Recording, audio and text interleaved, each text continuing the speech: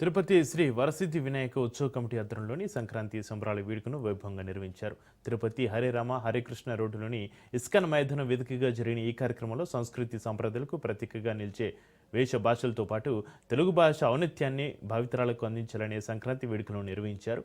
ఈ నేపథ్యంలో ఆటపాటలతో పాటుగా గాలిపటాలు, బొంగరాలు, కర్రసాము, గుడ్డిబిల్ల, తొక్కుడుబిల్ల వంటి పోటీలు నిర్వహించి పోటీలో గెలుపొందిన చిన్నారులకు ప్రత్యేక బహుమతులు అందజేశారు.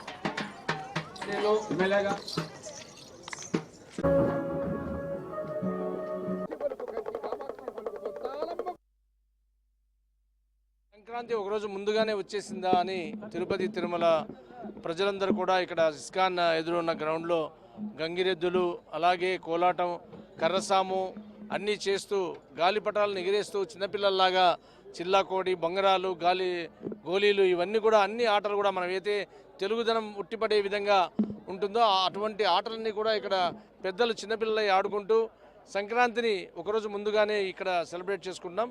ఖచ్చితంగా అందరికీ కూడా తిరుపతి తిరుమల ప్రజలకి, ఆంధ్ర రాష్ట్ర ప్రజలకి, అలాగే భారతదేశ ప్రజలందరికీ కూడా సంక్రాంతి శుభాకాంక్షలు.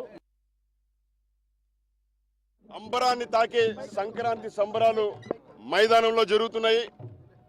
ఇవాళ మరచిపోతున్నటువంటి మన తెలుగు వారి యొక్క ఆట పాటలు, సంస్కృతి సంప్రదాయాలు, వేష భాషలు, ముఖ్యంగా మన అమ్మ భాష తెలుగు భాష యొక్క ఆత్మీయతను, అనురాగాన్ని, ప్రేమను, కమ్మదనాన్ని మరిచిపోతున్నటువంటి క్రమంలో మన భాష యొక్క ఔన్నత్యాన్ని చాటి చెప్పే విధంగా పదిలంగా భావితరాలకు అందించాలనే ఉద్దేశంతో గ్రామీణ వాతావరణాన్ని, మన పల్లె వాతావరణాన్ని తలపించే విధంగా ఇక్కడ ఏదైతే మన చిన్నప్పుడు మన ఆటలు ఆడుకునే వాళ్ళము, పిల్లలు మైదానంలో ఆడుకోవడం కారణంగా శారీరక దృఢత్వము, మానసిక ఉల్లాసము, తద్వారా సరైనటువంటి పద్ధతిలో ఎదిగేటువంటి అవకాశం ఉంటుంది.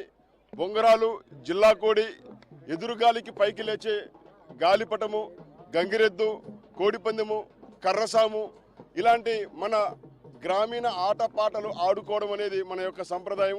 మర్చిపోతున్నటువంటి ఈ పట్టణీకరణ, నగరీకరణ పేరుతోటి గ్రామాలను మర్చిపోతున్న మన వాళ్ళందరికీ గుర్తు చేయాలనే ఉద్దేశంతో గడిచిన 2 దశాబ్దాలుగా తిరుపతి వరసిద్ధి వినాయక మహోత్సవ కమిటీ ఆధ్వర్యంలో ఈ కార్యక్రమాలు చేపడుతున్నాము.